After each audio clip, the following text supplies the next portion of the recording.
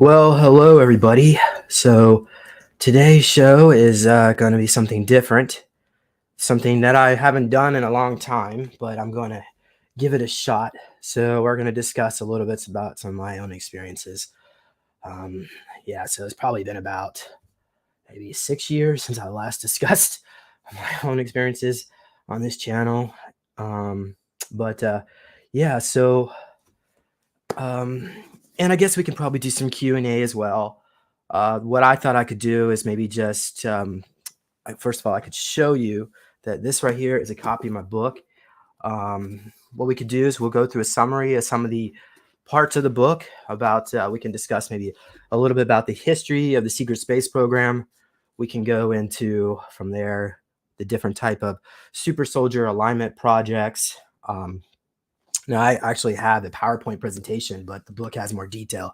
So what I'll do, I guess I'll just read excerpts, sorry, from it. And if this is boring, I apologize, but we're gonna just go ahead and move forward here. So what I actually guess I could start with is the first chapter of the book starts around well, I go a little bit into my own life when I was a child and what I had to put up with some of my family members. And since they are still alive, I'm really not going to discuss it publicly on this platform. But what I can tell you is that the age of 14, I lost my ability to speak.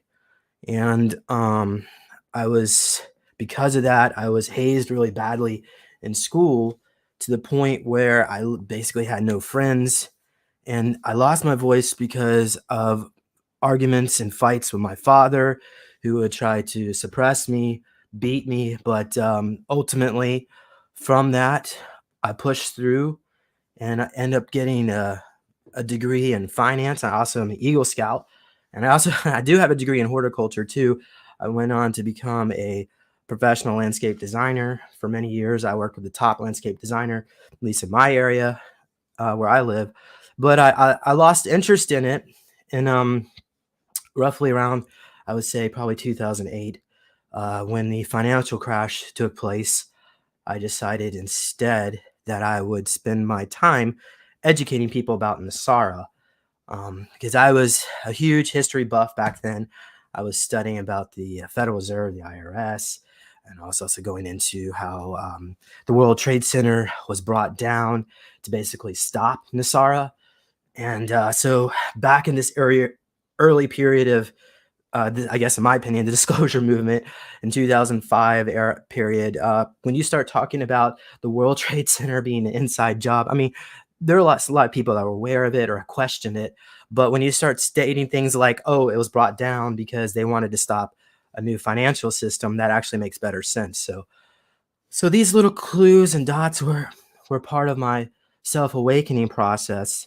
And that's when I came across an individual that I was communicating with over the internet who his name is Nathan. And because he really hasn't given me permission to share his story, what I will tell you is just certain excerpts from it. And then we can move on into my own, I guess, from point A to point B and where I got today. So Nathan was at that time. He told me that he was just kicked out of school for a, a fight with his, I guess it was competition, because this other guy was picking on his girl. So he pushed the kid and he flew out the window off a second story window, and he was severely injured. So they kicked him out of school. So Nate tells me that he has telekinesis. He can move a bowling ball around with his mind. He can see aura. He told me my aura was, at that time anyway, was green and gold. He said he could see angels. He could see the horsemen of the apocalypse. And he was telling me some things in the future, like I was going to go through a car accident, this and that. But oh, and he also said, yeah, when the Civil War comes in the future. So I was just joking with Nathan. I said, Nathan, well, what if perhaps you are a super soldier? And at that time, I was reading some articles on the David Icke website. And there's an article in there about Project Superman with Andrew Michael Perot. So some of the listeners here may be familiar with the Perot story, but Andrew was taken to um,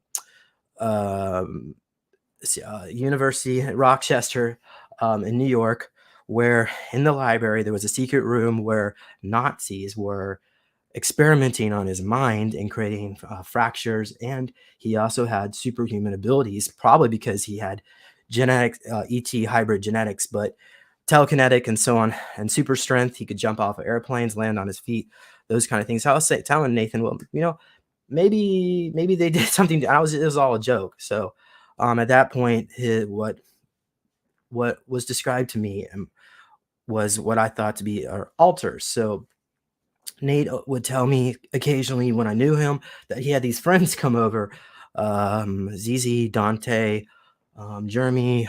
I know there's another one in there. There's a couple of them there, but yeah, it's in the book. So I thought maybe, well, because he didn't put his video on, so I didn't know for sure what was going on over on his end. Oh yeah, somebody asked, did the production? Yeah, I did get in a car accident, and there was some other predictions. I didn't put it in the book, but ultimately it's yeah. Okay. Yeah. So where were we? Let's see here. Oh gosh, I lost my spot. Where was? Okay. Oh yeah, I told Nathan about checking this stuff out, and as a joke, next thing I know, his alters come out and they tell me, don't tell him this stuff. He can't handle it. He can't hear it. And I'm like, well, why? Well, what are they doing to you? And they said that they took him to a base where they put him on a treadmill, tested him. And he said that there was a Dr. Gray working on him. Now, at that time, I was like, well, maybe Gray has to deal with an alter type, but now I think it's probably a Gray ET. Anyway, so I told him, well, maybe you should use your abilities to defend yourself and to protect yourself. And 2 weeks later, I'm giving you approximates. It may not exactly be accurate, but he reached out to me again, told me that he's in a white room and that all his memories are being deleted. So I'm like, okay, well, what can we do about this? And he said, there's nothing much you can do about it. Okay, so let's fast forward again, another month. This is at the end of, I think, December of 2004. Nate writes me back again. He tells me that he's activated my DNA and that I can do everything that he can do. He told me that he destroyed I think he said 3,400 worlds. It's actually in the book, the exact number, but he destroyed the Gray's monetary system. He destroyed a lot of bases and facilities that were all involved in this, and that he made 4. I'm going to keep this. Let's keep it G-rated. So let's see here. What else? Okay. Oh yeah. So that same day that he reached out to me, earlier day, I was being followed around in the mall.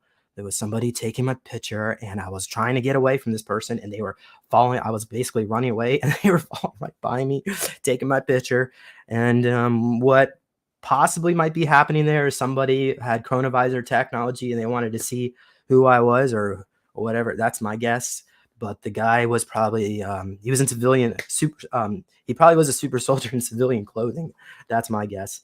But okay, so after this happens, the window in my house gets broken. My parents' car gets egged. Their mailbox gets destroyed. I get phone calls from the National Institutes of Health. They want me to do a alcohol survey study. And I didn't want to answer their questions. Let's see here. There was other targeting. Oh yeah. The other thing is I started, I don't know if it was that same night, but it was right around this period. I went to bed in a sleeping bag on the couch. And when I woke up, there were 3 claw marks down my shoulder. And, okay, so I'm guessing, well, maybe the Greys abducted me, because earlier that night I saw like an orb moving around in the kitchen downstairs, and I heard these papers shuffling, moving around. I was like, oh God, what the hell is in my house? I'm like, I'm going to bed. And then I wake up, these claw marks, and I also had needle marks, and I started getting needle marks on a daily basis. And then it happened, multiple times this year. When I went to a UFO conference, I got like abducted like 7 times. Or Mark showed up. So And I've got theories and all that's about, but um, actually, this is what got me kicked off the Mike Adams Health Ranger show. He want he wanted me to discuss about super soldiers, so I started going into my story, and this is where he couldn't handle it. This next part we're going to go into. So I'm getting these marks. I have physical evidence. Nathan's giving me this really bizarro story, and then what happens is, okay, let's see here. 2 months later,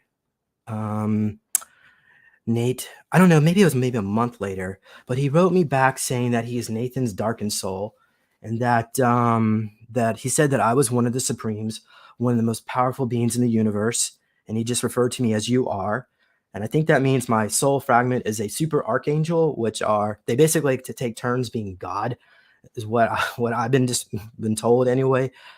So my higher self, not, I mean, there's only like a tiny portion of that in me, so I don't have like superpowers or anything. But so Nate told me that he was Lucifer, and that we've been fighting in our past lives over and over again.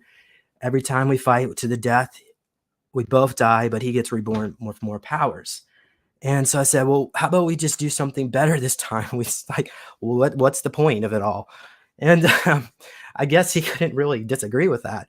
So, but ultimately, what happened is, by the way, the full conversation is in the book if you want to hear it.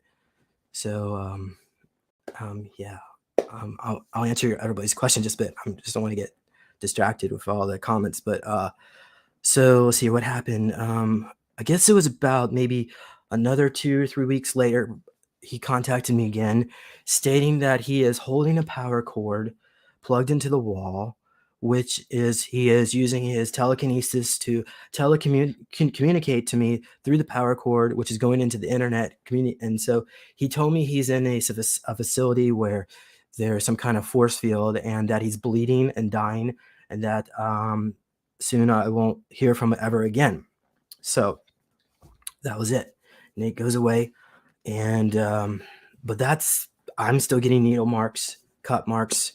I'm getting lasers. I got scoop marks. I had laser marks in the shape of triangles. I have proof of all this. I've taken pictures. I've shown it before. It's in the book. I can show it right now if you want to see it. But I've got like 2,000 pictures of it all. So I just take a while to kind of. I don't know how much time you guys want to hear all this stuff, but if you want to see the pictures, I'll show it. So just let me know. But so let's see what happens after that.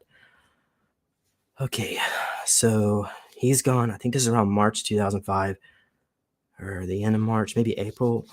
And then near the end of April, I was already getting marks, and I would get these dizzy spells, paralysis. I couldn't move. And I see back then we didn't have a network like there is today. If you're having these experiences, there's UFO groups, but they meet up once a month. So there's nobody to if you're actively experiencing it every day, there's no one out there to help. So I didn't know what to do. Okay, there wasn't a book or textbook on what to do. So I was under the impression that maybe somebody was breaking in my apartment at night and injecting me and putting stuff in my food and water. So I called up poison control, said, hey, can we test this? There's something weird. I can't move. Okay, Linda wants to see the pictures. All right. I'll show you some pictures. Just give me a moment here. Because let's see here. Yeah, it's gonna take a while. So let's just start with the early stuff. Okay. Hold on. I'm gonna share my. Actually, I might have to just share that. Okay, hold on. Let's try this. And of course, it doesn't want to show up. Let's try something else. Okay, this is not what I was hoping this was going to happen. Let me try it again. This software is kind of funky. Here we go. So what we're going to do here is we're going to this is the folder here. I'm hoping everybody can see all this. Let's do extra large. Yeah, the date on that is not correct. Let's go to 2005. So this is around March when all this stuff was happening. You can see laser scars on my arm. Okay. Let's go to, here's March 10th. I get this is right around when Nate told me that he's in a base being destroyed.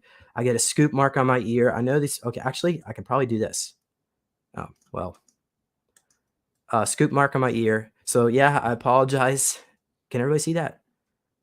Oh, yeah, Chad, this is very upsetting to me, but scoop mark under my finger. Here's another laser cuts on my face. Woke up with bloody ear, so I had these earplugs in, and now I got a bloody ear. Let's see here. We get marks on my chest. There's all the ladies out there. You can see my titties. Here's my so this was next year. Yeah, so this isn't going into 2006. So as you can see, I'm getting these marks. So we're guessing, maybe, is it astral? Am I being attacked in dreams? Or is it an actual entity? Or is it aliens? And I think it's probably a little bit of everything going on here. I woke up here with some blood stains on my shirt. I get scars on my mouth. Here's some laser cuts on my arm. Lots of little tiny cuts, needles in my mouth. I'm going to just keep going just a little bit more. Okay, this one's not so interesting. We can go to this one. I get these marks on my lips. This is in 2007. So yeah, this is going on. I just got another one a couple of days ago, so it's still going on today. Here's one. It's a needle mark underneath my fingernail. This happened in March of 2007. Sometimes I get laser shaped scabs. Here's a triangle shaped mark on my leg. Let's see if I find a better looking picture. You kind of see it right here. The color is a little bit different. Yeah, like that. So Nate Nate thinks it's a mind control gun, but all right. So I'm gonna just stop because I think we've seen enough, right? Has everybody seen enough? Okay. All right. So let's see what happens. I'm getting these marks, and oh yeah, the paralysis. I call it poison control. They tell me in order to get it tested, they say that if I have paralysis and I can't move, that they have to call 911. So I call up 911, and the ambulance comes out. They pick me up, take me to the hospital. Of course, they couldn't find anything in my food or water. And I try to tell them that I'm getting marks on my body, but they didn't really want to hear it. They didn't believe me. So they thought maybe I was doing something to myself. And they put me in the psych ward for 3 weeks. They charged my account $25,000. They couldn't figure out what's wrong with me. They diagnosed me psychosis NOS, which is not otherwise specified. So what that basically means is they couldn't figure out what's wrong with me. So they gave me a code so they could get insurance money, because my dad I was still under his insurance at that point. So I get out. Finally, I tell the doctors that the drugs are making me feel great. And I tell them that I'm going to be just great. So I get out, and I'm supposed to go to supposed to do follow-up care or whatever. And so I called up many different psychiatrists to find out one that would, under my insurance, that would do an hypnosis to figure out why I'm getting these marks and so on. So I found one, and he said, yes, come on, we'll do it. And so I get in there, and he tells me that psychiatrists do not do hypnosis anymore. And he says, well, where do you think these marks are coming from? I said, maybe aliens. And at that point, he gave me a prescription of, I think, Seroquel, and diagnosed me with schizophrenia, and told me to come back next week. So I tell him, okay, thank you. So I get home, I throw the medications out, and I call up the nurse and tell her that I'm going to get a second opinion from somebody else, because I know it wasn't schizophrenic, because I'm not getting hallucinations or visual or auditory, so on. So okay, let's go on here. What's in the future? All right. My family doesn't want to hear anything about any of this stuff. I'm still getting injected every day. So there's no network. We don't have, well, I guess YouTube just started around 2005, but there wasn't really anything like what we have now. So ultimately what I did, started reaching out to different spend time in different psychic chat rooms, try to find people that can remote view, professional remote viewers. And so I found this one remote viewer. I said, "Hey, what do you think's causing all these marks of mine?" And he says it's government, and I don't want to talk about it. This is not, yeah, I don't want anything to do with this. So I'm like, okay, government. So that's all we knew back then. We just knew it was government. Of course, nowadays we know it's actually private military contractors who are working under the pretense of the government, but the government doesn't even have any jurisdiction over this stuff. So let's move forward here. I guess I can go into when I because Nathan went missing. I found him again. He was posting poems about killing women on a poetry website. He called himself Dapuka, and he said he was a celestial beast. And so I messaged Nate, and I said, "Hey, Nate, why are you posting poems about killing women? What's wrong with you?" And his girlfriend wrote me back. So the girlfriend said, "Nate doesn't know who you are." So I said, "Okay, fine." Well, so I sent him 180 pages of transcripts from the time I knew him. And so then the girlfriend wrote me back, said, "Nate made it all up." I said, "Okay, well, can you please tell Nate to just send me a message that he made it all up and apologize or whatever? I'll move on." And so Nate didn't do that, at least not right away. But so the girlfriend was telling me some weird, really weird stuff that Nate has started a cult. That he says he's going to start the New World Order and that he's one of the chosen ones. And apparently he's hanging out with other telekinetic kids just like himself. And the girlfriend also told me that she's been waking up at night with cuts in her back and glass, and that she's found bottles of embryos labeled Nathan and his full name on it in the basement. So I'm thinking that can't be. She must be seeing things and making stuff up. But maybe if she was on a Draco ship, I'm thinking maybe that's what it was. But finally, Nate messaged me. He emailed me. He said there's no evidence in any government logs of aliens or brainwashing ever existing. The information that you archived, something about me wanting me to delete it, that it's private information. He said that we're watching you, and and then he signed it Gray, with his first name being Gray. So I said, Nate, why are you sending me an email assigned to somebody else, this Gray person? And he never wrote me back. So at this point, I decided to let it be. I was still following him a little bit longer, but at this point, I guess I saw the writing on the wall. It's not Nate Gray. It's somebody else, a Facebook user. Okay, so let's see here. Where are we? I reached out. Does anybody here know who Sani Sito is? No, don't everybody here speak up at once, but maybe I'll just, instead of asking, I'll just tell you. So she was a gray ET hybrid that in her past life memories, she remembers being on the Roswell craft. And she was given specific orders not to come to planet Earth, that it's dangerous. She ignored her commander, came to planet Earth, and the microwave weapons they were testing over at Roswell brought her craft down. She died, her crew died, and she died. So as punishment, she was forced to reincarnate as a human. So she had a lot of trouble, issues in her life. She's very autistic, and she was abused horribly in underground base or dumb when she was a child. But she has a lot of psychic memories, and so I contacted her. I said, Sani, why are the Greys abducting me?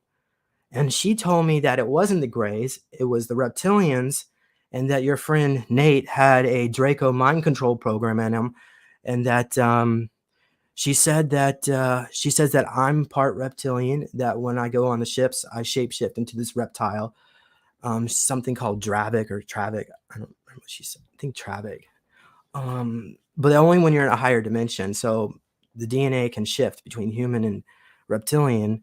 And you know what? Actually, what I'll do, let me pull up some more what she says here, because I think it's important to go over all this. So give me a moment, everybody. Let me pull it up. Okay. Oh shoot, what's going on here? Okay. Well, while my computer is glitching out, let me. Okay, I guess I'll just go ahead and explain a little bit more while this thing corrects itself. So, um, so yeah, she told me that she didn't really want to talk to me anymore because she doesn't like super soldiers. She doesn't trust them. They abused her horribly when she was a kid. And I tried to tell her that I had nothing to do with that. So, um, anyway, so let's go ahead and move on here to the next point.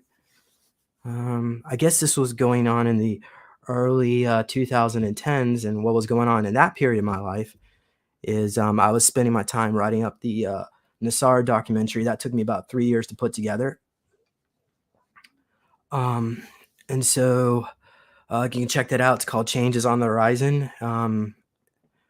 It's got millions of views, but it's been censored repeatedly. So, but it's still on the account. You can check it out. So let's move on. Once that was done, I decided to go out and put a forum together, set up my own channel called Super Soldier Talk back in 2000. And I guess it started in 2009 or 2007 is when it was created. I put some content on there. It was horrible. I deleted. It took me a long time really to figure out how to do this, but self-taught all the way. 2010, I set up my first Super Soldier Talk video with Tommy Wise. And he has memories of being this reptilian hybrid on as a super soldier on the ship, and he showed some of the cyborg suits they had. So he did all these drawings. You can check that out, that video. It's way back, a long time ago. So I guess maybe I can go into the other content would be all right. Actually, I got my computer working, so let me go on here. I will read what Sani told me about Nathan, okay? So let's see here. Dear James, Nathan was infiltrated by government conditioning, and his mind was altered by their programming. They used draconian mind erasure technology at programs on him, which is why he was acting like he did not know you. Draconian lizards are very aggressive, and since he was connected to that government black ops, he was an easy target. Greys aren't used as super warriors because they are small and weak physically. Lizards are the opposite, and they are much better suited as warriors. The MIB, or Men in Black, aren't really men. They are androids who are created and programmed by the Black Ops, which is connected to the shadow government. It was the programmers of the MIB who did that to your friend Nathan. I'm guessing also me too, because that has come up. That's the reason why I was getting the paralysis thing earlier on in the year. His soul can be returned to his body when and if he can break free of the programming. The embryos in the glass containers found in his basement were created from his sperm and mixed with test subjects. A few were taken from his girlfriend, the genetic testing she was forced to participate in. Love, Commander Sani. Okay. Do you like this stuff? You want me to keep reading it? I can keep going to some because she mentioned some more things in here. Well, I guess I'll go ahead and do that since I'm the one recording this video. Okay, so I asked Sani, so why don't I remember the programming? She says, my people are small and not physically strong like humans, and without technology to protect us, we are defenseless against humans. We visit you out of curiosity, understand how humans treat others on their planet. The reason star people don't let you have memories is because they feel that you're not ready to accept them, and they are afraid the memories might cause you more harm.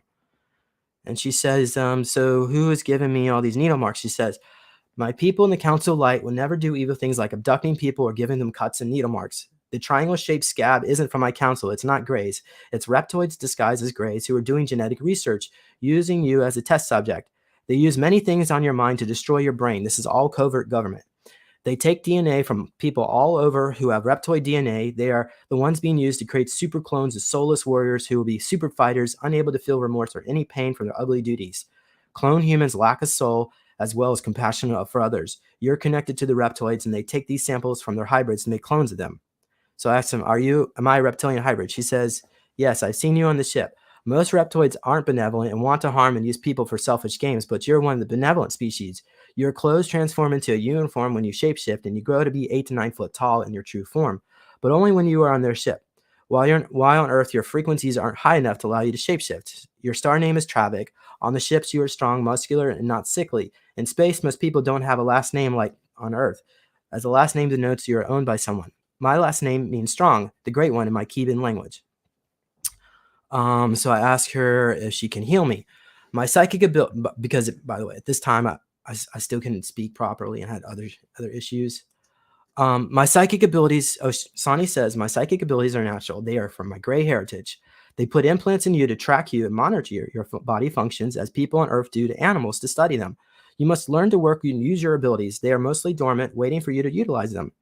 To burn your implants, focus your third eye and heart chakra where they are located and send a powerful white light to envelop the implant and visualize it burning up, dissolving into nothing. To protect yourself, visualize your DNA covered by red hot energy that burns those who are not authorized to touch you or take samples of you.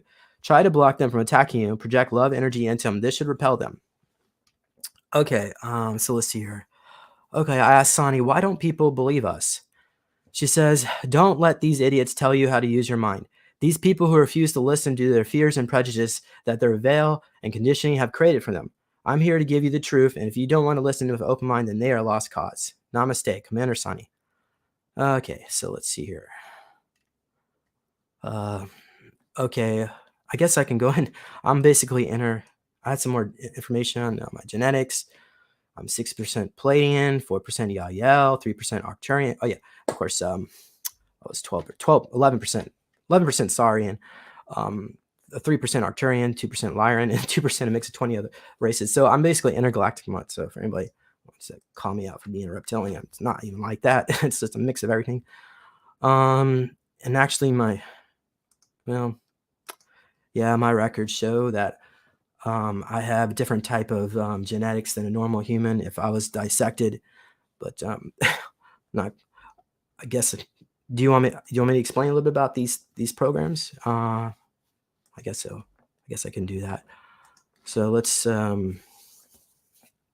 think it was under Project Surrogate. Yeah, I've got lots of information on Project Surrogate. So, because that's what I was in. Would everybody here like to hear more about Project Surrogate? I guess because there's okay. Let's see here.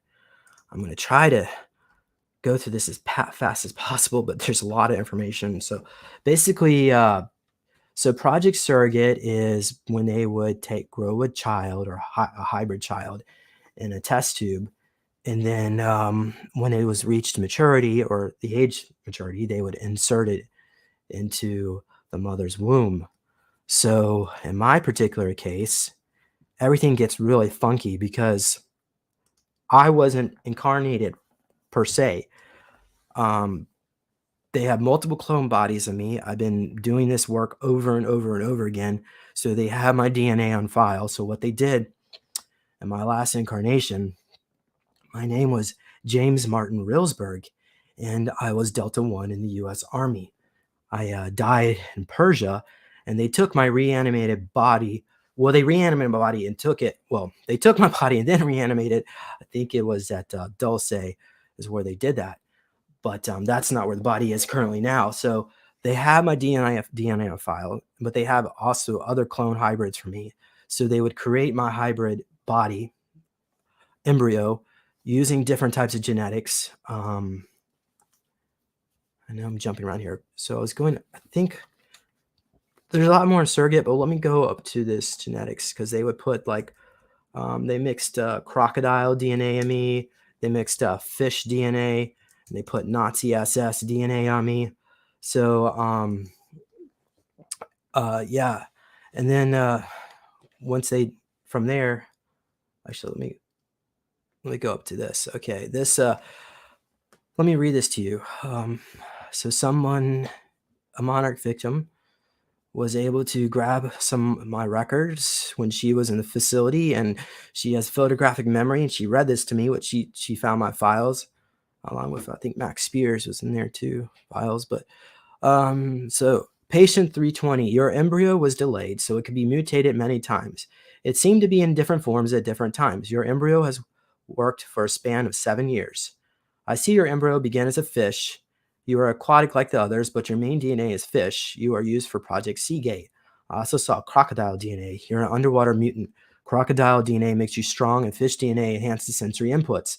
I also see DNA from Hitler's SS race. Think of boys from Brazil. That's what they did to me. The reason you are so weak and fatigued is to keep you under your control, but you are the opposite when you're activated. They care more about our work in other dimensions. By putting this DNA in us, we can access the abilities from energy waves in other dimensions. Okay.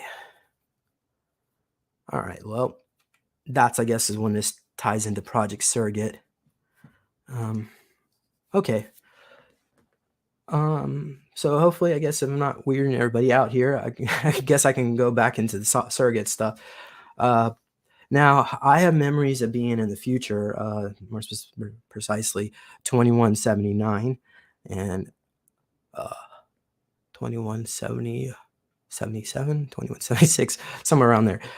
But it wasn't on this planet. It was a planet in the breakaway in the Canis Major system.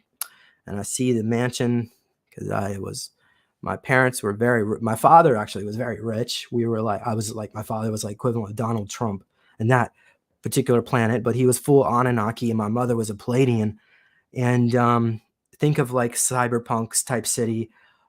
So our house was like the biggest house in this whole rich area it was actually right near downtown because I remember the skyscrapers and there were little robots moving around inside the house and wall screens. But so I was 16 and I just got off of this intergalactic boarding ship school. So from there I was bored and I didn't really my father and we didn't really have a relationship, and my mom, she was very nice. She was nice to me, but so I would spend time in the red light district. I mean, I was 16, okay, so I can go there 16, but there was another girl there that was 15 that I was hanging out with, and it turns out my father hired her because my father had made deals with the observers. The observers work for Time Corp, and what they are responsible for is resetting the timeline. So if something goes to shit, they come in and reset, and they have the ability, like a cataclysm or something. So the observers wanted me specifically because of some of the work that I've done in past lives to come back to planet Earth to stop the timeline where we went through nuclear war. Okay, so I was sent back in time to try to stop it. I don't know how I'm supposed, I don't know how my role and all that was, but that's what they wanted me for. So I didn't want to do it initially because as a rich kid, I just wanted to be left alone. But ultimately, the girl, I guess you can say, tricked me. She got me there, and then I found out that she worked for my father. I wasn't too happy about that. I don't think I stayed with her anymore, but we were told it was Cybex Corporation, and they actually had a portal in there that goes right into a train system. So everything there, it looks like they set everything up just for me. And so I go in there. It's about 4 hours. They tell me that I have to ask all the questions now, and that I'm not allowed to communicate from my future self is not allowed to communicate with me here now, and that it's just a fragment of your soul sent back in time, or your consciousness is sent back in time. So I go through the process, and then I wake up, and that's when they put me into the cloning lab. I'm not the cloning. Well, yeah, it was a cloning lab too, but the test tube and the hybrid embryo. So my life was supposed to be much better than it was. I was supposed to have different parents, different surrogate parents, but everything got shifted because the negative Orion groups, the Greys, the Matra especially, there's other types of, I got different types of the Sakar, reptilians, and so on. The negative ones got a hold of Project Surrogate, so they went from positive to negative. Somebody wants me to Q&A. Well, I tell you what, if you throw some questions here, I'll answer them for you. But let's see here. So from there, and that's where things get kind of fuzzy. The Project Surrogate thing is a lot more complicated than you think, at least in my particular case, because, For years, every time I remote view my birth certificate, it's blacked out. My date is blacked out, and that's where I realized that something's weird going on. And this is okay. This is what I'm going to explain. Uh, 1, 2, 3. I don't want to talk about him right now. It's not. I mean, I can, but it's not really relevant to this part of the story. Okay, um, so this is what I think is going on here. Okay, now this as I get more and more of my memories back, I'll try to explain it a different way if it is different. But I think what they did is they made multiple copies of my embryo. So copy one was put with my mom, and he grew up roughly to around the age of 3. Copy two would have been me, and I would have been left back at Dulce while they were experimenting on me and traumatizing me. And then they replaced me with copy one. So both of all these copies have my soul, okay? But the memories between the copies are not interlinked, okay? So copy one, 3-year-old copy one is sent to the moon, and I explain more about that. And then I came into place, and that's when my mom, because my mom, she had a mantis that was overshadowing her, and this mantis was using her to drain me of all my energy, and that was part of the negative side of all this, is just to beat up the kids so they would never remember what they were being used for. Okay, so that's why my life wasn't so great here. But the other version of me didn't have everything very well either. They took him to a pod on the moon. There were 4 pods there, and none of the kids had names, but the pod reptilian that was in charge of my pod, his name was Muni, or it's spelled MUN-EE. And so all the kids were called Muni in that pod, but we didn't really have a name or even a number then. And they were giving us injections of this femtonite material that would grow like a web in the brain. So that's why I'm trying to telepathically communicate with them, ask them, do you remember your mom? Do you remember your life on Earth? And he said, no, I'm a reptilian. I remember, because they were already injecting them more reptilian DNA. So they were teaching them about programmable matter, which is where they can have weapons pop out of their skin. And then they could walk upside down. They had spider genetics in them. They were putting inside of them.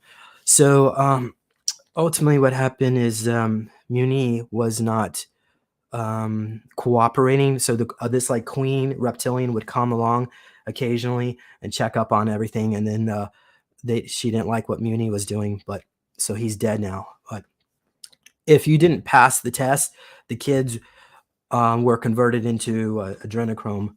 But most of the kids in my cage actually were black, and they were from a planet where, like, some kind of Zulu tribe planet where these kids had super psychic abilities. So okay, all right. So let's see here. I guess I went quickly through Project Surrogate. Let's see. What else can we go into? Mirror mimicry printing technology. Okay, so yeah, that's MMP is mirror mimicry printing technology, and that's where they would take a bodysuit and 3D print another suit over it with black goo to age progress, so they could take one clone and convert it to another. And I think they were using that process on me as well. But okay, so let's move on. Oh yeah, okay, here some of the other names of the reptilians there. For the other 4 pods, it was Larsh, Zark, Maldoc, and then mine was Muni. So yeah. And I got a picture. I guess I could well, I don't. You guys are gonna have to get the book if you want to see the picture. Okay. All right, so let's move on here. So yeah, and they're not the Zulu peoples from this planet, Linda. Okay, so let's see here. We've got around this time I was a friend, before James Casbolt left the disclosure circuit. He had some contacts connected to Oak Ridge, Tennessee, and there was somebody down there in DOD that pulled up my records and gave me confirmation that indeed I wasn't making all this stuff up, and that I'm not crazy, and that I do have files there. He only had Umbra, let's see here. I think Umbra 8. So that means he could only get a DoD database 8 levels above top secret. So so he said that, yeah, there's probably more files a higher level, but somebody asked, what abilities do you still have? They shut me down pretty good here, but I help bring people together. I think that might count as ability here on the show. Okay, so I checked him earlier. I left for work, and James Rink is in the system. His name came up as a modification candidate for Project Bleak, Project Abandon, and Project Equalize. These are all minor umbrella projects for super soldier modifications. These were later projects that took place in the late 90s and early 2000s. He was a short subject, meaning he was only used for several months. He was genetically modified. His program failed in 2008, and he was released from the system. There was only 1 page of information on him and no other connected documents. And yes, he is in the system, but I don't think he's active anymore. Okay. And he says, since it's only Umbra 8, this is not the last word, meaning I'm still being used for different project names. So these are the 3 different projects that I came up under. So Project Bleak, which is 1992 to 1999. So that was a project that carried over from the 70s. This dealt with recruiting young males older than the average operative, late teens, early 20s, and monitoring to see if they can trigger us using certain words and social situations, this is an MK seed project. So I was also in Project Abandonment, and that was 1996 to 2002. This project dealt with taking super soldier candidates who were found to be physically or mentally incompetent for the project and doing DNA modifications and injections, later nano injections, on the candidate in order to see if these individuals were correctable. If these candidates improved mentally and or physically, then they would be moved to super soldier alignment projects and begin trip seeding and alteration standards. And maybe we can discuss the trip seed next if you want. And also different mind wipe technologies. So Project Equalize was 1999 to 2004. This was the carryover project from earlier projects dealing with possible starseed children. These candidates would be checked for genetic mutations, alien DNA, such as 2 hearts, enhanced kidneys, and other enhanced organs, which might be useful for a super soldier. If certain aspects were found that were favorable to the super soldier project, then the candidate would be sent to specific department for alteration, program sessions, and a case worker would then develop a specific program for the candidate. So basically what they said is, as a defunct super soldier, I was defunct because I was not cooperating. They had a trajectory, what they wanted me to do in my lifetime, and I didn't do any of these trajectories. They wanted me to go into the army and so on, and I didn't do that. So that's why they consider me a defunct super soldier. So, okay. Yeah, I'm no longer in contact with this person, so sorry guys, I'm not gonna be able to get your records with him. But I was told sometime between 2026 2027 is when all of us are supposed to get our records. So you'll find out soon enough. Unfortunately, got to be a little bit more patient. Okay. So I said we're going to discuss trip seats next. So let's go into trip seat alteration protocols if you want. So let's see here. There are 4 types of trip chairs. Okay. Consciousness chairs, teleportation chairs, remote viewing chairs, and total recall chairs, all of which use the same type of alien technology, to interface with a person's thoughts and feelings for manifestation purposes. So the conscious chair is found on board alien spacecraft. If a person has the right DNA, they can navigate the crafts using a mind interface. The teleportation chair is similar to the Montauk chair. Basically, users can open up wormholes into time or different places. The remote viewing chair is used for intelligence gathering and assassinations. A vector is given with an encrypted code for a targeted location, and then the chair would decode brainwave signals, so what is being seen by the remote viewer could be viewed on monitors by technicians. If the technician wanted to assassinate someone remotely, they could locate the weakest chakra on the targeted individual and attack it physically, resulting in a heart attack or death. This also brings us to the total recall chair, which is located in the milab, where milab and super soldiers are programmed and brainwashed. Okay, according to Peasmore Dom security officer Barry King, this device, the Total Recall chair, he refers to it as a trip seat. Just like the movie in Total Recall, memories would be uploaded and downloaded from a computer terminal.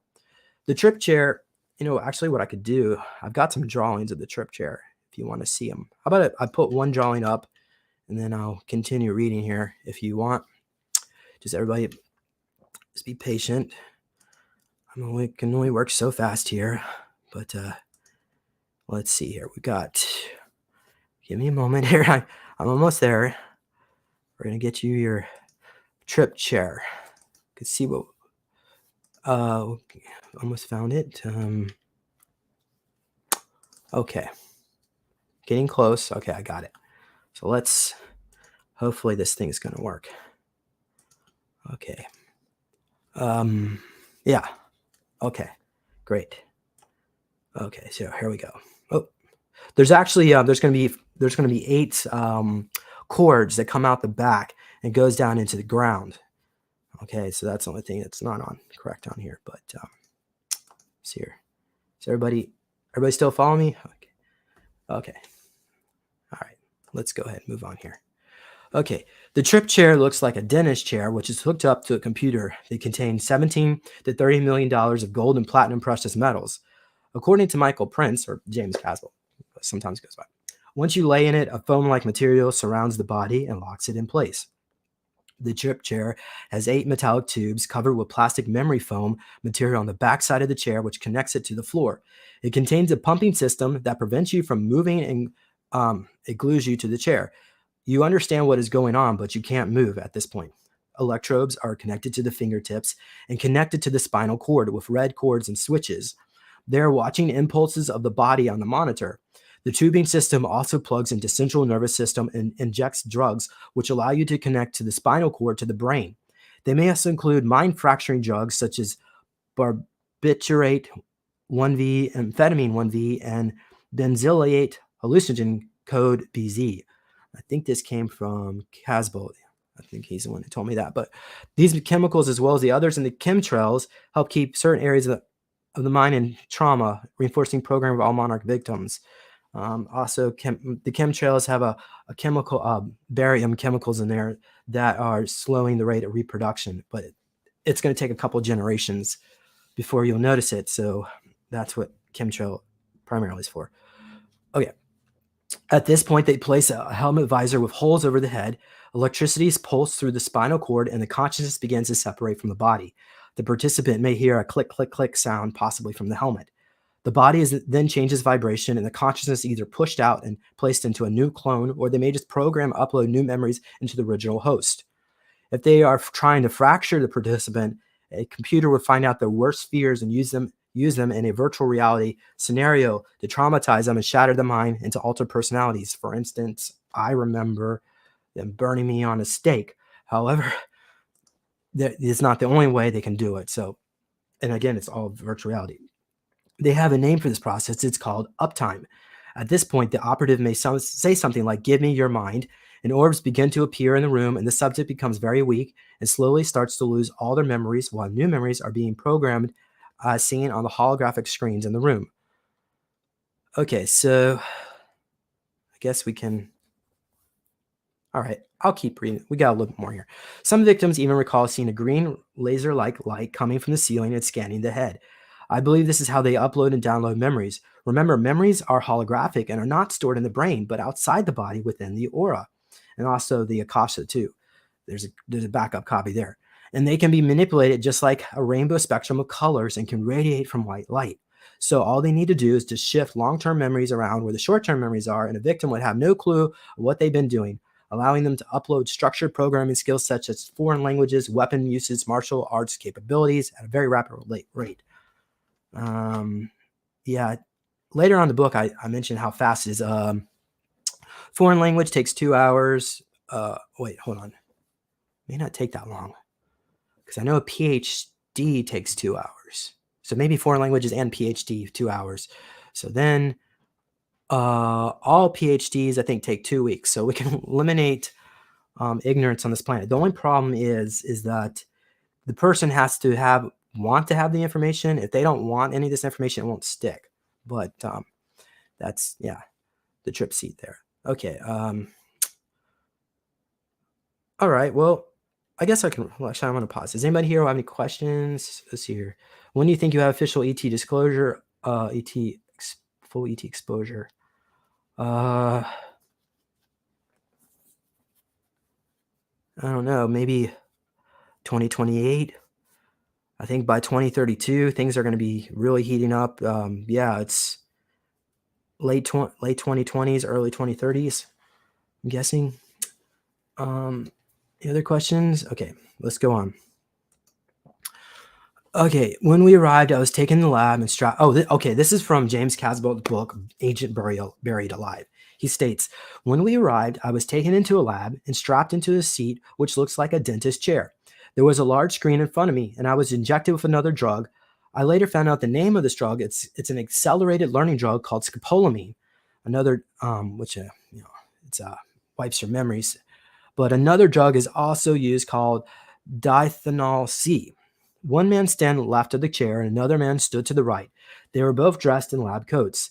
The man on the right said to me, "If you forget everything we've told you, try to remember one thing. He will try to convince you that pain feels like pleasure."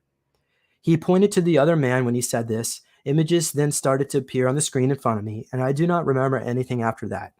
Okay, so let's go to another technology device. Let's see if I can figure out where I put it. Okay, it's not. This is going to be called the shock hammer. How many people in here are familiar with the hammer? So go ahead and give me a poll there, and while I'm trying to find the picture of it, I'm pretty sure I put it somewhere on here. So we're gonna look at the shock hammer next, though. And of course, I didn't put that there. All right, then maybe I'll have to. I tell you what I'll do. I will share my screen in my book here because I got the picture. Let's do this. Okay, give me a moment. I'll pull this up. All right. So the shock hammer is basically similar to the Men in Black, the Armor Lux, Neuralizer, and then the gray. This is actually, it's actually gray technology. So this is the original gray weapon, or tool to erase your mind. Does other things too, stun and kill people, but typically, erase your mind. But so I'm going to call this the recall hammer, or another name came up as shock hammer. It's a steel-like device which contains a cone-shaped crystal structure coated with platinum that holds an electromagnetic field. When the tip touches a person's forehead, the unit activates inside, and the crystal absorbs all the energy of that person's electromagnetic field, disrupting the heart's connection to its soul. The device is also connected to the chair and the floor. The person may have been drugged prior to the session and is barefoot on the floor and usually strapped to a chair which conducts electricity from the floor. The doctors and nurses wear special shoes so they do not get zapped when the whole room electrifies. After the session, the crystals in the subject's pineal gland will now be fried and selected memories will be gone. Okay. And that's the shock hammer there with the transmitter, psionic component there, dial setting. So, and this is the Armor Lux flash gun used to neuralize people. Okay. All right. So questions, do you have any information on the Indian secret space program? Yeah, I don't know. I've never heard of that one. I know the Chinese, well, really it's really Taiwan. Taiwan has the Honglong. So it's not even really common to see a CCP. It's separate. But yeah, it's a good question. I don't know. Do you have any information about the white light soul trap when we die? Debbie, I think a lot of that stuff's being shut down, and I think the moon has a lot to do with that. The moon is a giant harvester of energy, of souls, so that needs to be taken away soon. And Daryl James told me that the moon is the reason why women are unable to regulate their cycle. So before the moon exists, if a woman got pregnant, she wouldn't get pregnant. She could decide not to get pregnant. She could have sex and then not get pregnant. But after the moon, all that changed. So that's why a lot of this stuff needs to go. someone's asking, can you comment about the ACIO? Well, the Alien Contact Intelligence Organization, or also known as Accelerated Contact Intelligence Organization, based in Area 51 in Pine Gap. Yeah, so what they do is they travel to other alternate realities through portal tech and acquire technologies, bring it back here, and sell it to the cabal for money. So, could you say they work for the cabal? I wouldn't go far as saying that, but maybe they think differently. But ultimately, yeah, they have quantum supercomputers of all our files and records there. But I think you would probably have to refer this question to Peter, the insider, as we're not communicating right now. Okay, so what do you think of the silicon? Yeah, yeah. Well, actually, the April prediction is that uh, 75% collapse of the New York Stock Exchange, and I think that was mid-April. So I don't know if mid-April it's going to happen, like it's going to be down 75%, or if that's when it begins. So I don't have that specific, and that information came through remote viewing in the future through a session I worked with somebody else. So I couldn't really comment more about it unless you want me to do some more work. If you put a question out there and I come back for the next show, I can try to get you more information on that. This is a good question. The dome over Earth. Yeah, so I'm thinking the planet may be a super Earth, but I don't have memories actually looking at it from the clouds. I mean, from the sky when I was out there. I mean, but yeah, I do think there might be something to it. I don't know, go far as saying there's an ice wall and all that, but okay. Okay, I don't know what that. Yeah, I'll go over that. All right, so let's go ahead. Are you still seeing my screen? Okay, we can discuss a little bit about transmorphing. What that basically is a form of shape-shifting. So, like for instance, compound C, which is made from bioluminescent mushrooms in inner Earth, which only grows in caves inside inner Earth. So this compound allows for shape-shifting, but they also use a form of monoatomic mercury that can also do these shape-shifting serums. And they like the mercury aspect because the super soldier, after they're released from service, gets very sick and they're not able to access their own abilities and memories, and usually they die or become very, very sick throughout their life. And that's what they want for the veterans involved in these projects. Yeah, so. And plus, they spend billions of dollars on us. Each individual soldier can spend hundreds of millions to between billions. So it's a very expensive project. And the goal isn't to kill them per se, but just make their lives miserable so that they can be used in the next mission. All right, their consciousness. So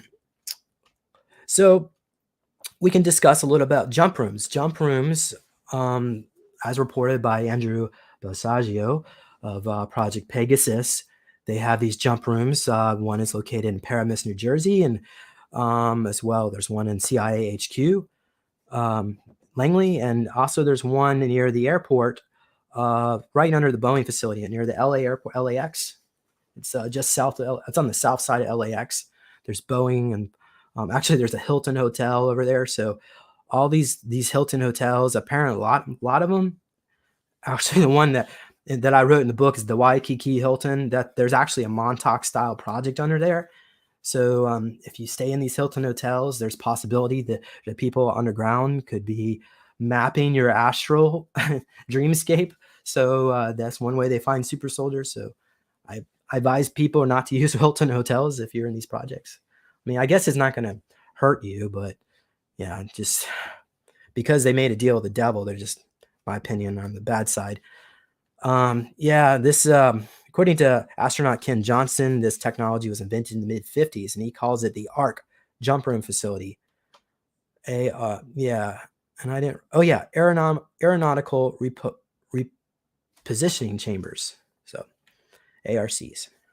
All right, let's skip the financing. Yeah, they got trillions of dollars. We're going to skip Scamander hybrids.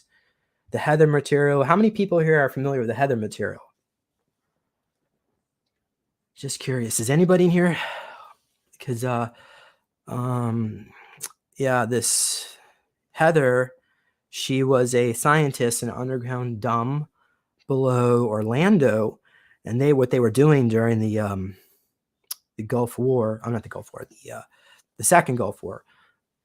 I guess the one in Iraq, the Operation Iraqi Freedom. Okay, so a lot of these soldiers that were coming back were dead. Okay, so they would use this facility to reanimate these dead soldiers. So their family doesn't know about them. Nobody knows because they've been everybody thinks they're dead. So so her job was to activate their psionic powers, and she developed these let's see here, the HEGY wires. Let's see if I have it in here. Okay, I didn't. HEGY. I've had it. It's in this. Oh, here it is. Hypospatic electromagnetic grounding yarn were augmented in these human bodies, which allows them to access their static electric field, and they can have these superhuman abilities. And then they had to get injections KTLY to prevent autoimmune reactions. And there's actually documents KTLY. I did a video about it, but I didn't save the freaking document, so I lost it. But if you do go back in the archives, you can watch the KTL White video if you want. So ultimately, I'll just give you a little nutshell here. So they found that I guess the generals or whoever's overseeing this, the Pentagon or whoever oversees this project, found that they could just 3D print a titanium bone structure and then clone tissue over these super soldiers. So the military decided instead to let's go ahead. They terminated all these troops that they reanimated, and then they went for this new model. So she was there witnessing all this whole destruction of all these people, these lives that were lost. But I mean that they have no respect for human life, and she managed to get away from that project, and she actually shared the files. She has audio files on how to deprogram super soldiers. She gave all that to Ben Murphy, and then I did an interview with Ben Murphy way back in the day. That's when I had Jay Essex on there, but Ben Murphy was somebody shot him with a little flechette into his heart. So he had all these health issues, and we were trying to help. He finally got because he didn't have any health insurance. He was from Britain, the UK, living in America, outside of the system. So he had no money. He couldn't afford surgery, and that's what we did, a fundraiser to help him pay for a veterinarian to clean him up. And so he was fine for about 2 years, and then he finally died. So he died. I think he died in 2019 or 2020. But before he died, he handed me stacks of these files from Heather. So I still have it. I've been advised not to publish it because I don't want to be getting another flechette in my heart. But if the audience members want to hear those files, I'll be willing to publish it. It's just that it just sounds like binaural beats. It kind of hurts your hearing and listen to it. But just let me know if you want to hear it. Put it in the comments section. I'll make an effort to get that published. I think it's time to put that out there now. Okay. All right. So I'm going to go on. Guys, I'm going to go on for a little bit longer today. So we can, if anybody has questions, go ahead and throw it in there. All right. Let's move on. Where are we at here? Oh, yeah. Let's move on from Heather material. This is more information about Dr. D. Okay, femtonites and nanites. Basically, when you think of these nanite magnetic types gels, nanopastes and goos and so on, they're not putting rice size. Well, they can. They have rice size implants they can put into people. Typically, that would be like military. The ETs are way more advanced. Some of them don't even need implants, so the more positive ones don't use it. But the different types of AI is so small. Like the femtonites are the size of the quarks of your atoms, so they have an interdimensional or quantum aspect to them, which allows you to have interdimensional properties with these femtonites. So that's what they're putting into people that are involved in these projects. So let's see here. Okay, we can pass on the NHCUs, non-human cybernetic units. Yeah, we'll pass this. I want to just go on we'll pass Enoch prophecies. Let's see here. We got, okay, does anybody have anything else they would want me to talk about? Maybe any recommendations? Otherwise,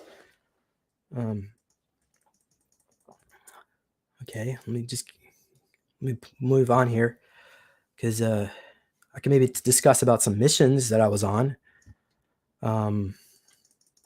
Different altars. How about we do that? Does that sound like a good idea?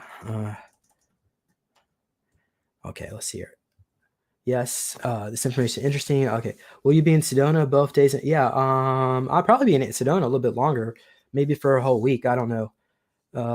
What's your take on that area? It's very expensive, so make sure that Ruby, if you're going to come, the most affordable way to get meals is go to there's a upscale grocery store there that has a like a buffet, so you can go, for instead of paying $30 a meal at all these restaurants, you can go there and feed yourself for like $70 a meal. So hotels are ridiculous. Yeah, Sedona used to be a small town and very affordable, but this sort of became like Disney World. Okay, all right. So let's go on to. I'm gonna hold on, folks. I'm gonna move to another section of the book here. Okay, I guess so we can do this. Might be interesting. We can do this part. Is anybody here familiar with the atoms of Panzik content? I guess if you read my book, you might have. Atoms of Panzik. Okay. All right, hold on. Let's see here.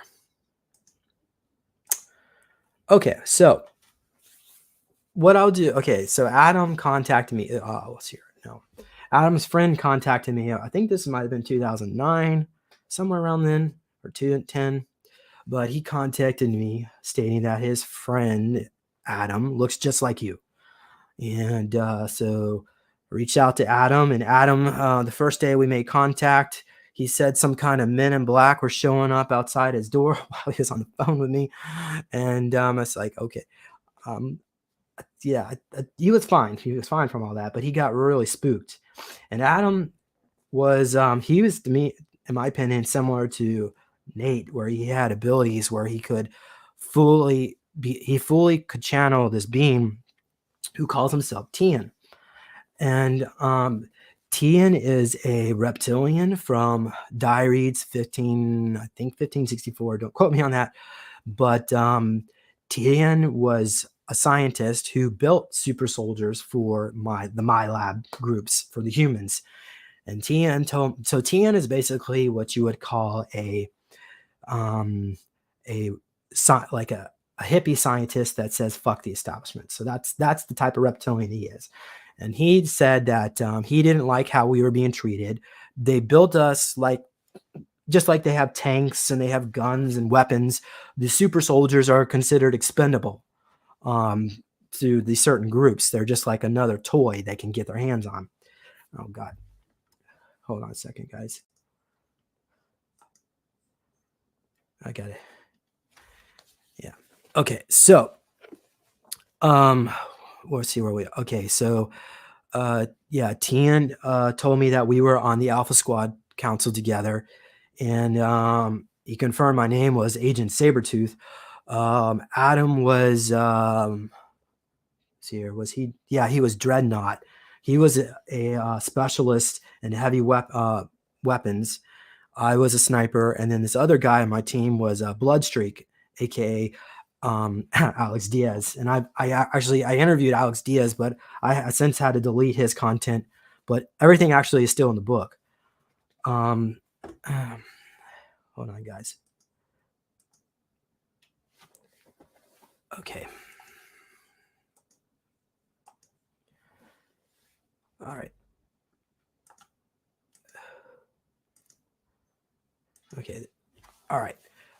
Is everybody still there? Are you following me? All right. Am I even still live? I don't know if I'm talking to. This is so weird doing this because usually there's somebody on here to interview, but okay. Thank you.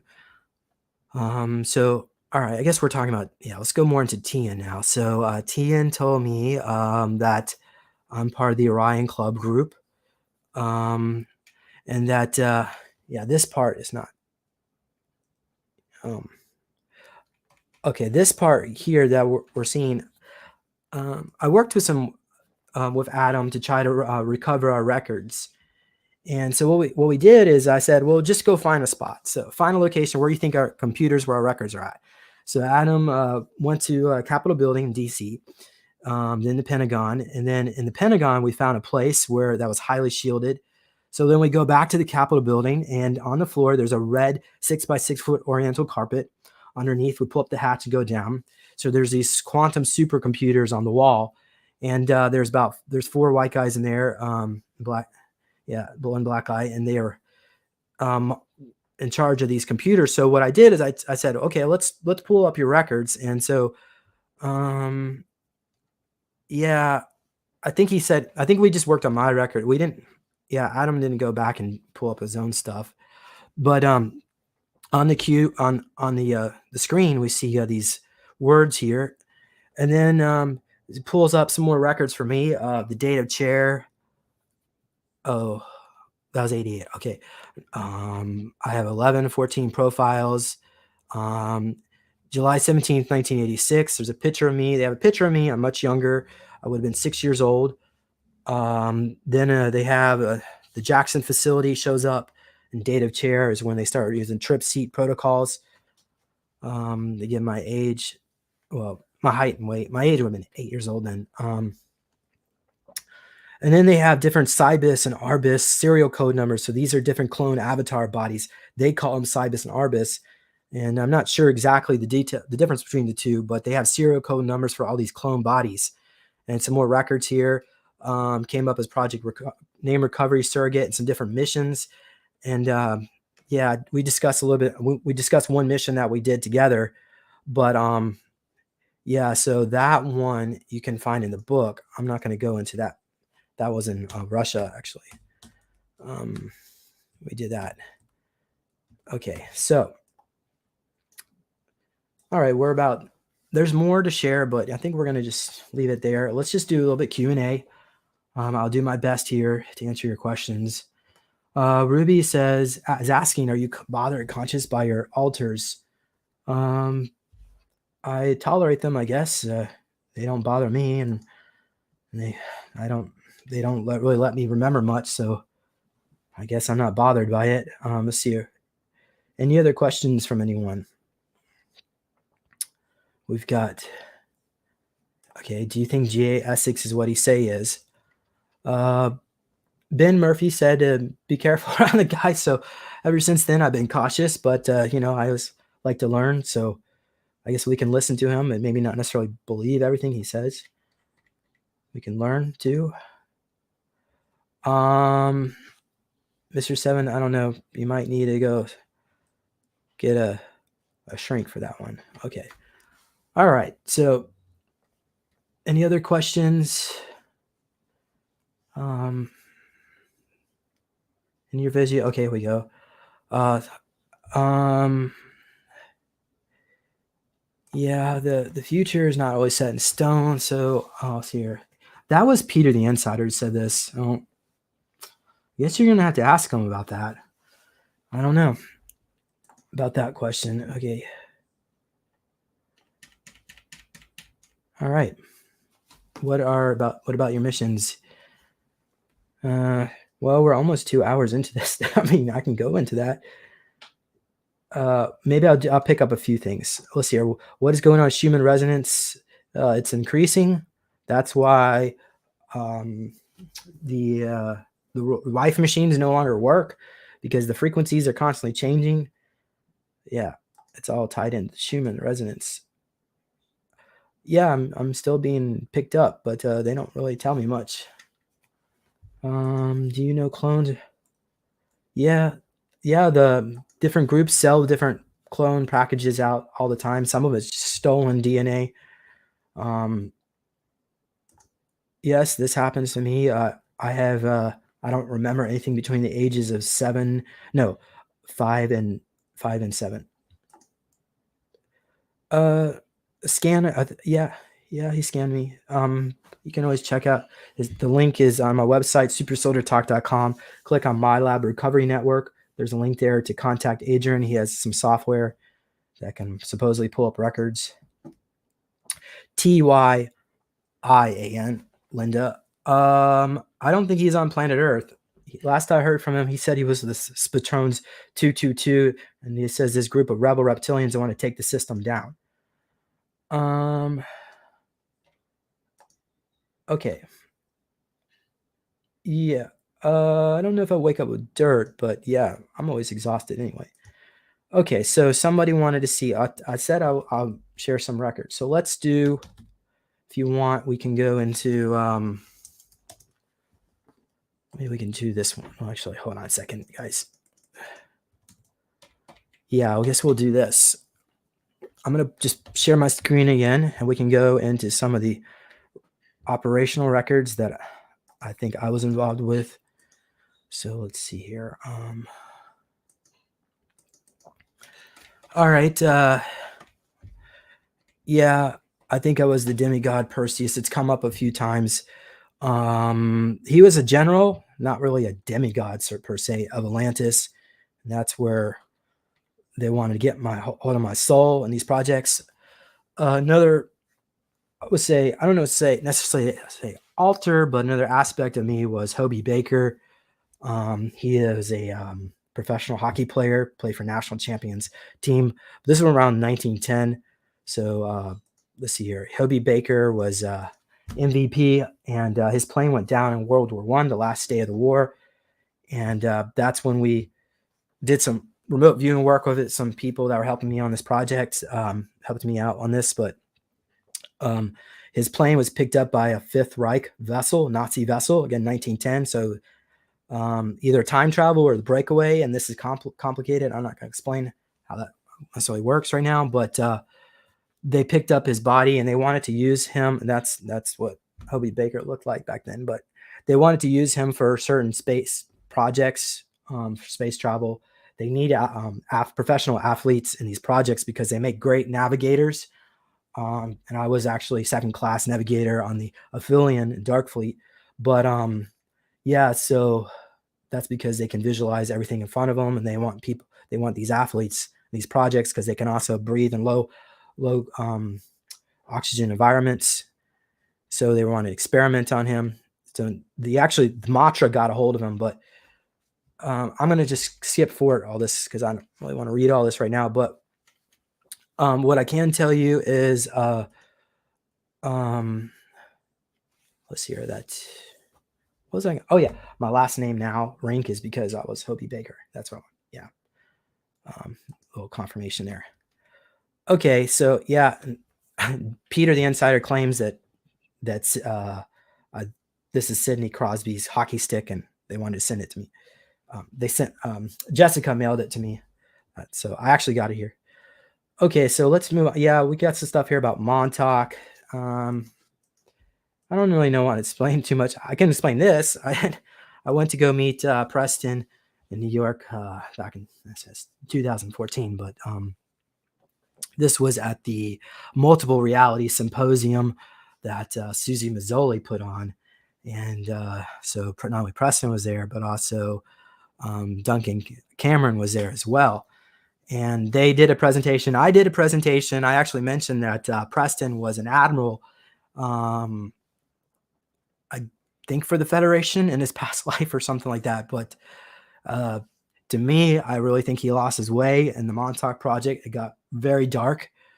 And the Montauk Project itself is not what you think. It's not just Montauk Point, Long Island. There's 25 locations on the planet where they were doing this, and many of them still exist today.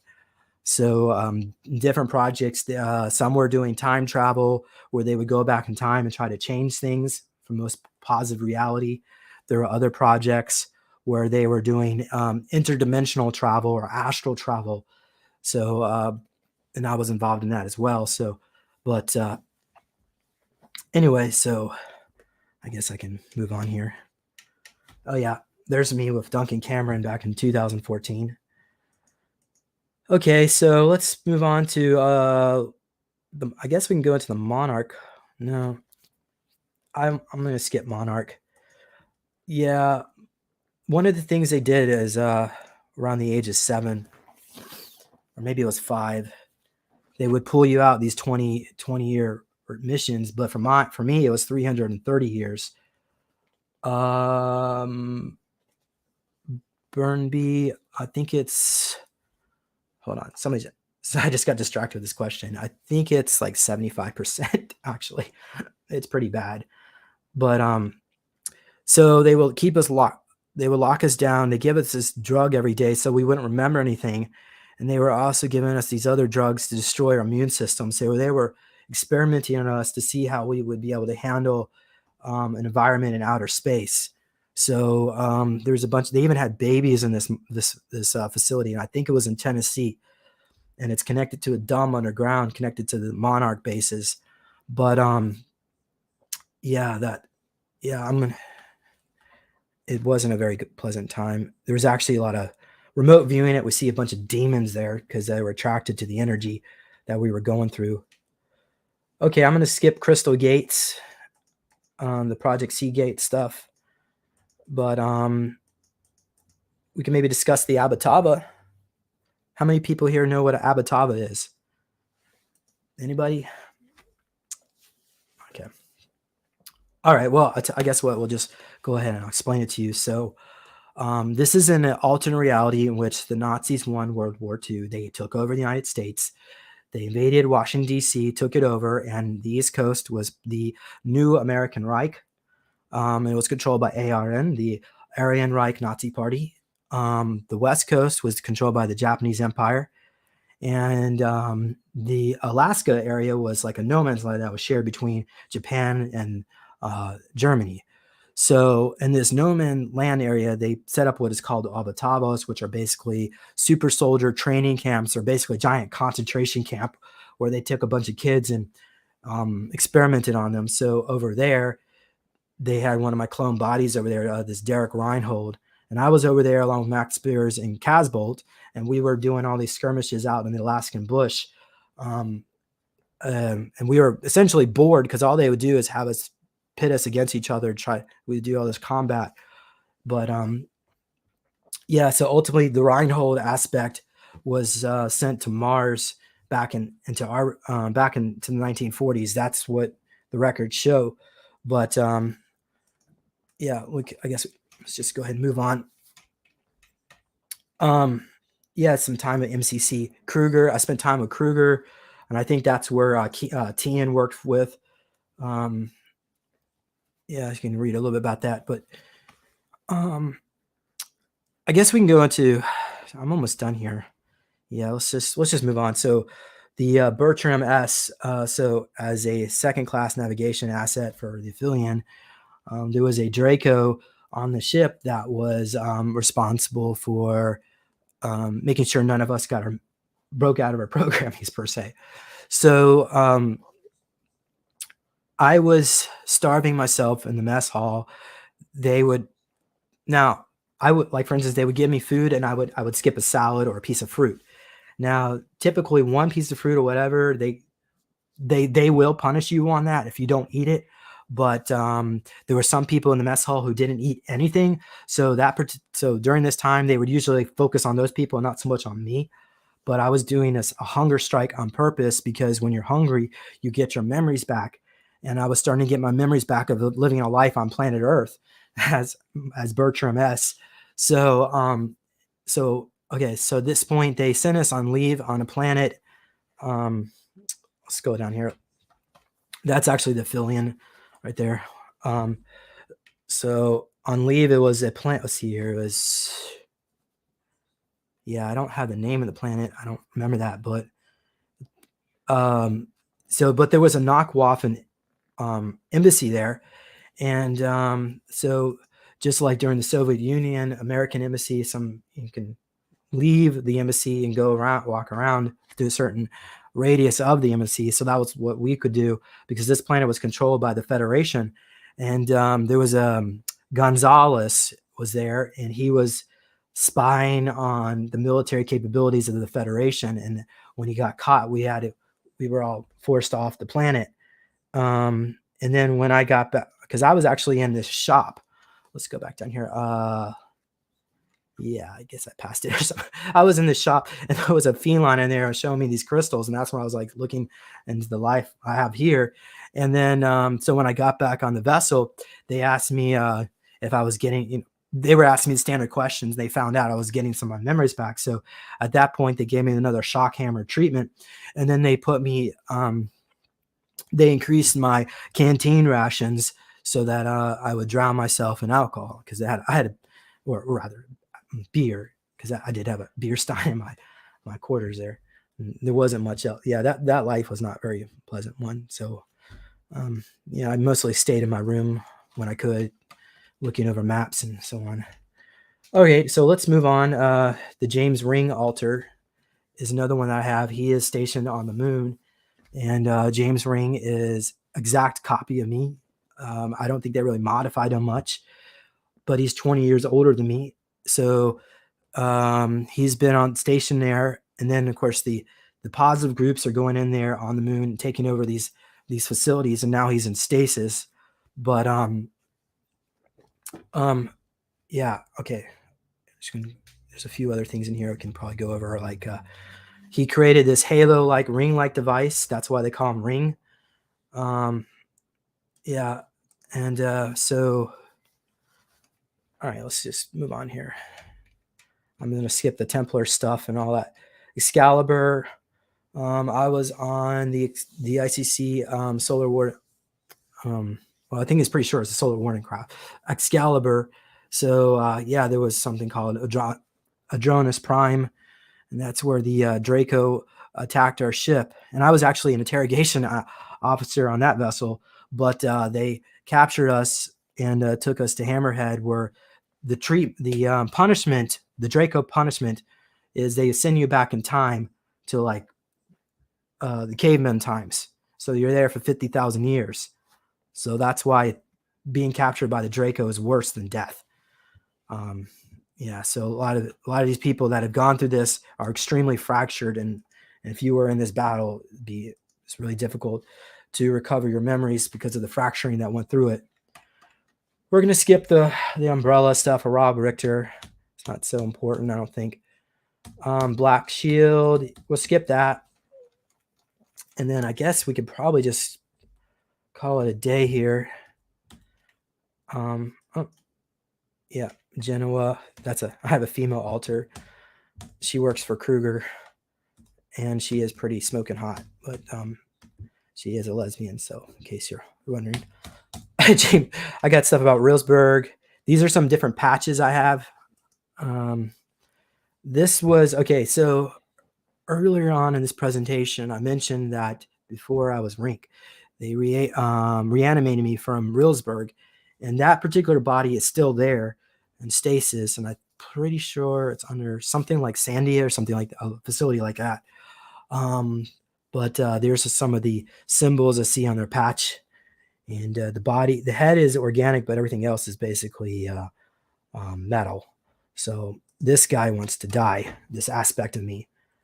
But okay, yeah, I went to I went to the gate at Area 51, but to show that picture. So this was this last piece of information here I'm going to show. So this was from, hold on, Michael Spindler. And I don't think Michael Spindler was necessarily in my group, but he was a super soldier. And what's kind of curious about this is that this 16-year-old kid at that time, what you're about to see here, he also put my home address in there and my social security number. So obviously I'm not going to share that right now. Nobody see that, but yeah, so this was Michael Spindler. And so mass function, yes, this would, I'm not sure which military group is using me for, because I have different clones for different purposes. My activation code, he gave it level 5 operative Gen 5 because I'm a Gen 5 super. We didn't even do that. Yeah, we're gonna have to skip that today. The different generations of super soldiers, but it's typically Gen 1 would been around the Korean War era, and then now today we have around Gen 10, but those are all like prototypes, and each generation becomes more and more cybernetic. But and these all have to do with ultra soldiers. So there's many different types of super soldiers. So the ultra soldiers are may not, if you were in these projects, you may not even be an ultra soldier. So the generation may not even apply to you. That's what I'm trying to say. But Mayhem of Monarch. So yeah, Big Monarch got a hold of me, and then some different codes and so on. Jackson's facility. Jackson's remote viewing unit is about, it looks like it's about 150 miles due east of Jacksonville, Florida, at the bottom of the ocean.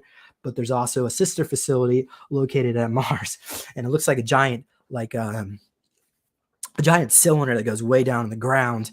And I was actually like spending some time remote viewing it, and we look at the computer screens in the Jackson facility, and there are all these swastikas in there. So that just shows you exactly what this clone is working for. But anyway, yeah, I was in IBIS too, but I'm going to work on getting some more of my IBIS memories back. I'm pretty sure it has to do with me sticking me in a cage with a wolf, or that she just had puppies. But I'll say that for another time, because IBIS is not a very pleasant memory for me. So, okay, so I'm pretty much done here with what I'm going to present. I apologize we didn't have the featured guest, but hopefully you all learned something new from all this. And so let's just do a few more questions, and then we'll call it a day, okay? Somebody wants me to read a chapter in your book next time. There's too many. Yeah, it's almost 400 pages. How long do you want to be here? Okay, someone. Let's see here. To get back to the QA, what is the best way to get your memories out of your auric field? Out of your auric field, because the memories, so they're usually already in the auric field. They're just fractured. It's what it is like the brain, because of the torture, the brain is not able to sync the memories. Okay, because you got these parts of the brain that are that sequential order, and that's how they do it. So and if I knew how to fix this issue, I would tell you, and I would be doing it on myself. But I think we're going to have to wait until the technology in the future. There's going to be technology released for anybody who wants to have their memories back. You'll be able not only allowed to have your memories back, you'll be allowed to testify too, because they want us eventually. I'm thinking this is around 26 or 27. A lot of us are going to be going to Congress, and this is going to be, well, Congress, I think whatever's left of it anyway. And then we're going to be testifying, and there'll be no doubt that there was a secret space program. So everybody who wants to participate in that will have the opportunity when the time comes. You're very welcome. You're welcome. Ricardo, you want to know about Umbrella? Because that take a while. Let's see here. Let's see here. We've got thanks for all you do. You're very welcome, Christy. Hi, Christy. How you doing? Yes, thank you for coming on here. And hope you're doing well. Marshall, reintegration. I'm not sure what question that is. Yeah, pieces. Okay. Does Putin control the Russian secret space program? Are we talking about the Rising Red Star? That was the communist one. I couldn't really. I wouldn't be able to answer this question. I think there's a Tartarian connection with the Kremlin and what's going on. So what may be happening in Russia may be more than what we're being told, because Tartaria still exists in another alternate reality, and they have portal tech. Ricardo, I don't know about that one. Okay, let's see here. Yeah, I don't need any more past life. I already know who I was. I'm good at that one. Amy. Okay, saying so SpaceX. I mean, there's a massive savings on this because NASA was highly inefficient. So what Elon Musk has done will save the space program a lot of money. But as you know, in the future, going up to and rocket ships are an obsolete technology. So it's almost pointless even talking about SpaceX because it doesn't even really matter. Okay, so let's go ahead and call it a day. Thank you all for listening. If you want to learn more about the work I do, please visit supersoldiertalk.com. And there's a link there to get a copy of my book. Again, here's the book.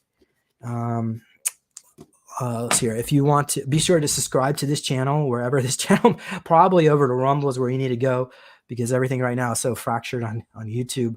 I have 3 accounts on YouTube, and there's videos on all the different accounts because of all the censorship that's taking place. Yeah, and shoot me up a message if you have any other questions. Put it in the comments section, and I'll see you all later. Thank you all for coming on here today. And yeah, well, I'll see you later. Hold on a second, guys.